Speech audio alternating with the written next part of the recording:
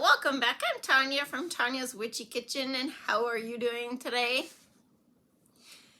Got lots of sunshine. It's actually a really partly cloudy day, but the sun is peeking through, so that's good. Any of you have any plans to do some spring planting? There's so much homesteading and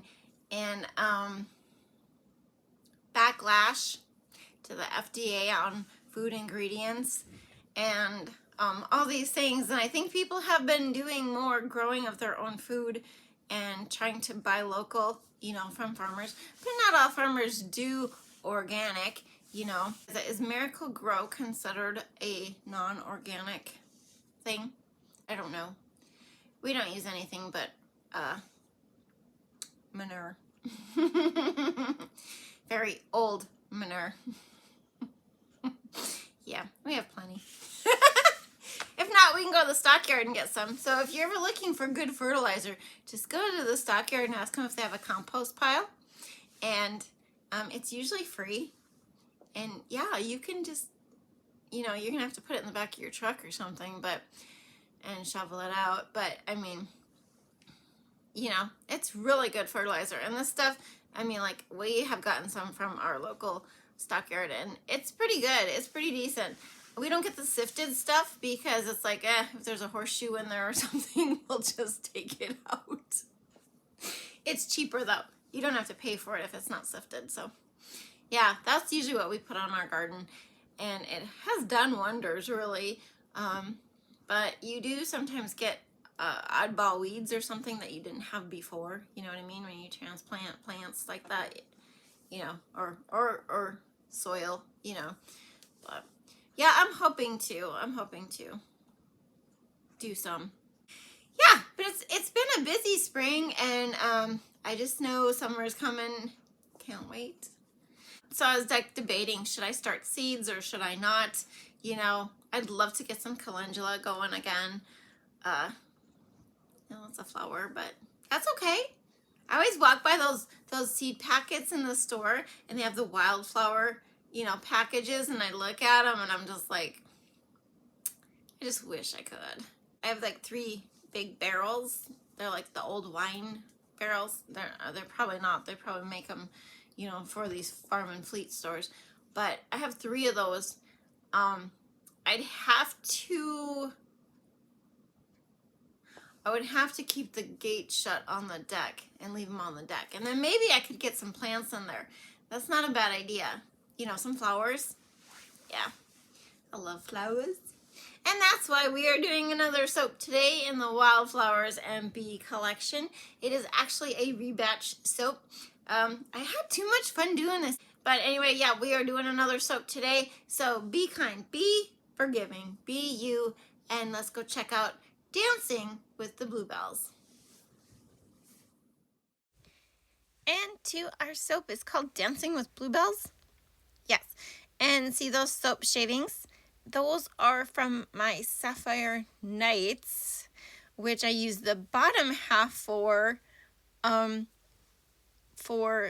Silver Fox soap, and then I shredded the tops of them with the blue. So there is a little bit of gray in these, just like there was a little bit of blue in the Silver Fox, but not a whole lot. And as you can see, my oil level is a lot smaller, a lot smaller than normal. But that's because those soap shavings take up, their own volume in the mold.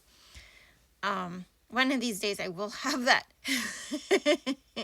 down and perfected, but you'll see at the end. I wasn't quite sure, like some of these are shorty shorts and some of them are long. So if you do the bar the long way down the mold, or down the, I can't even talk today, down the shredder, you get long flakes, like you do cheese. And if you do it the short way, you get short little stubby things. Now, this blend is from Wholesale Supplies Plus. It's Water Lily and Bluebell. And I wasn't sure, like, I was really worried it was going to stand up in the soap. Really worried. It's just a nice floral, it is very subtle floral, like violets and bluebells, and they're not overpowering, and but it's stuck. I'll tell you, it has stuck in the soap. It smells beautiful, and I can't even tell you what colors. I realize I don't know what colors I used for Sapphire Nights. I think it's Making Waves, and I think Making Waves was the main one, the mica. But it doesn't matter. Use your own blue. Any blue will work, like a bluebelly blue. These probably, when I think of bluebells, they're on the shade of purple. Am I right? I don't know. And the sad thing, you guys, there's really nothing to this pour. You know what I mean? So it's basically taking the soap shreds, and I'm actually shocked, like, on these soaps, that after how many years you can still cut and shred soap. Blows my mind. But there's not much to this pour except shredding the soap and, figuring out how much liquid soap you need. Liquid batter. I guess it's not soap yet. It's batter for the soap. And, and then just pouring it into the mold willy-nilly.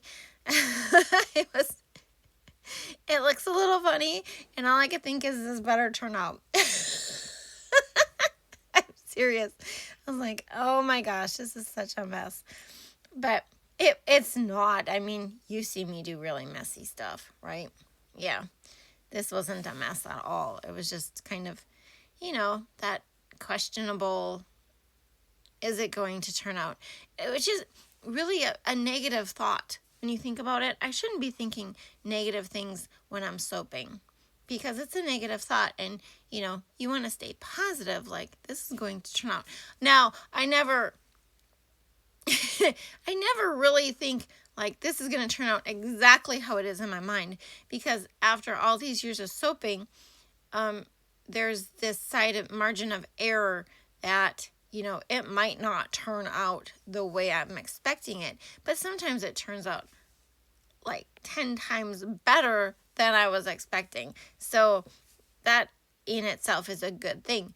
But, the negative thoughts, that's not a healthy thing for anybody. We just shouldn't have negative thoughts. This is a conversation I have with myself when I am like weeding the garden and gardening, but I haven't got to do anything yet. Nope, nothing yet. Just sad.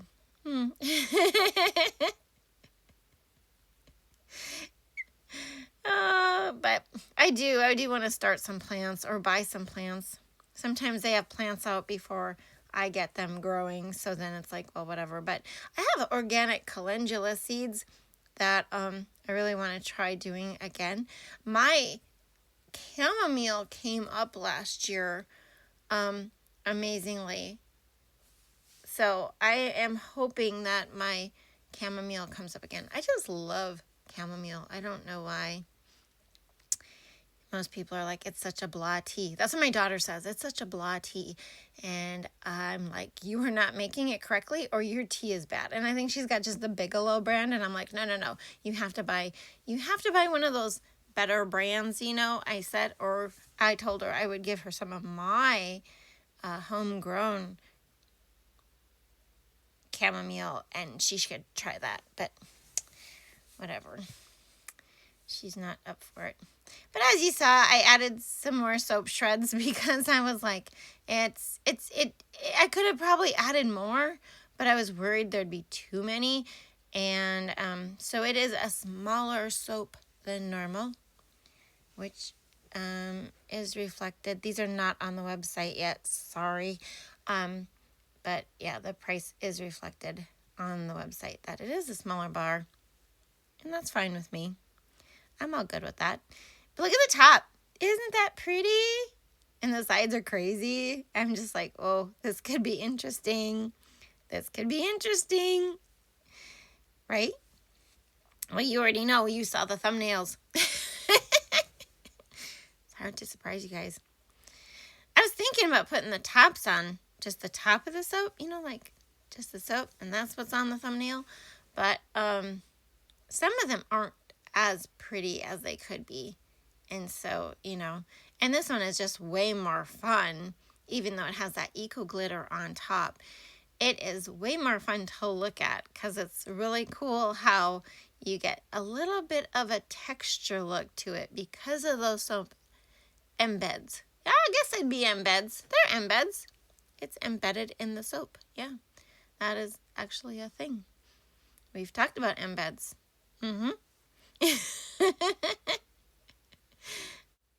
Okay, so now I want some participation here, you guys.